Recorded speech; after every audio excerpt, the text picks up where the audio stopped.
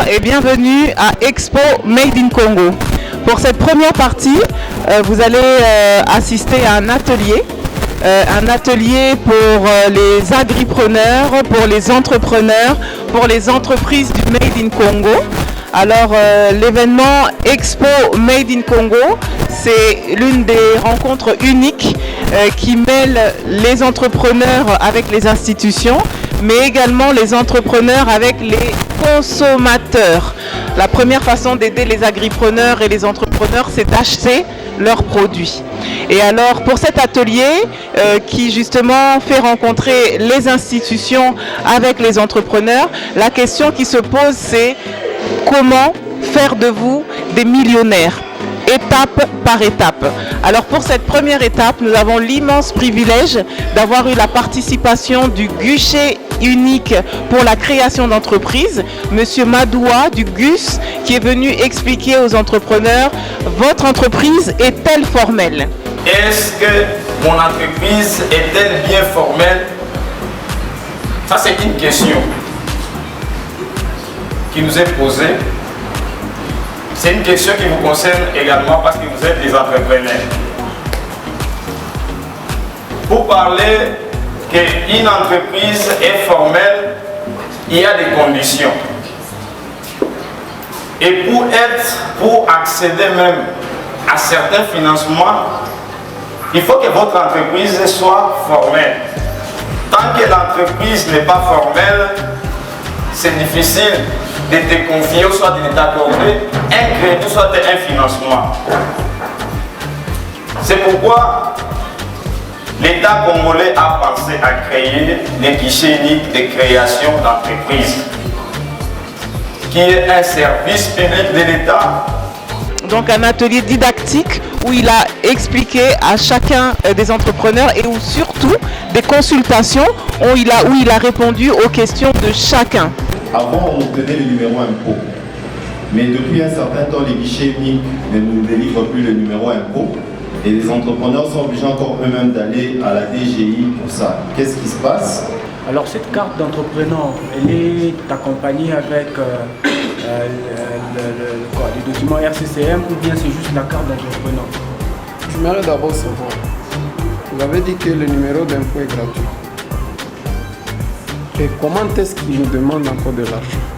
Quelqu'un qui est dans l'immobilier, il sort aussi dans les préoccupations des entrepreneurs ou bien il est exclu de ces préoccupations dans la catégorisation par rapport aux activités des guichets uniques. Et pour cette deuxième partie, c'était donc l'OCC, l'Office congolais de contrôle, qui est venu expliquer à ces entreprises de l'agro-transformation, est-ce que votre produit est-il bien certifié pour la vente nationale, mais également pour la vente internationale?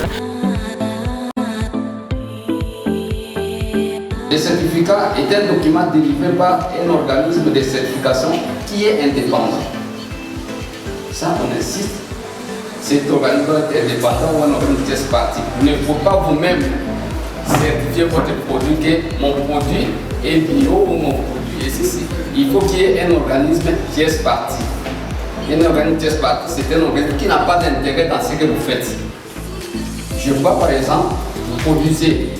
Vous avez un produit que vous allez fournir à Hyper Savon.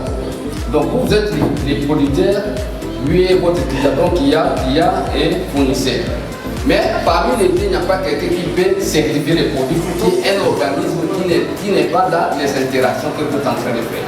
Donc chaque entrepreneur, chaque agriculteur a pu poser ses questions en direct à l'équipe de l'OCC pour justement avoir un produit certifié, donc bancable. Les graines, donc les intrants, quand ils sont déjà certifiés, est-ce que c'est encore nécessaire après pour la transformation, pour puisse encore faire la certification de nos produits après la transformation? Avec l'OCC, qu'est-ce que vous faites comme constat généralement en termes de production locale? Si on vous demande de pouvoir donner un peu vos observations de ce qui constitue l'accompagnement de l'OCC, bien le travail que fait l'OCC par rapport à ce qui est produit localement. Parce qu'on est ici, on parle du Made in RDC, donc je crois que vous avez vu les stands et autres. Maintenant, après, de façon plus pratique en termes de résultats, l'OCC, avez-vous quelques exemples que vous pouvez nous donner de ces produits locaux avec lesquels l'OCC a travaillé et a certifié? Je voudrais juste poser une question par rapport à l'obtention des documents de certification. Parmi les documents, là, vous avez parlé des rapports d'audit.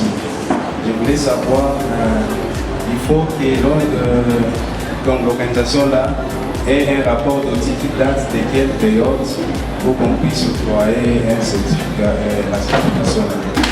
Est-ce qu'en amont, vous ne prenez pas des dispositions pour aider les agriculteurs, pour aider le président de la République qui veut faire de l'agriculture réellement la priorité et pour aider tous les partenaires qui veulent financer l'agro-transformation?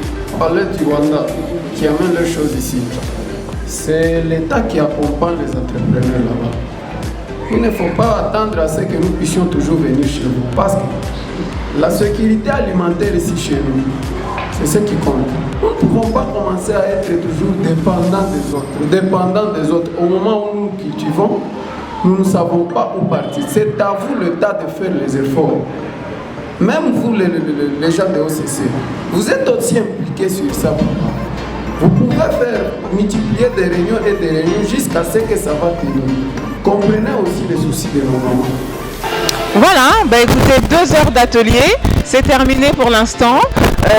Les discussions ont commencé aussi en one-to-one, ont continué en one-to-one parce que les entrepreneurs ont vraiment soif d'informations, soif de solutions, soif de contact en direct, que ces institutions qui aident les entrepreneurs puissent être accessibles pour donner des informations, les méthodologies, les prix, les délais et surtout comment ça marche.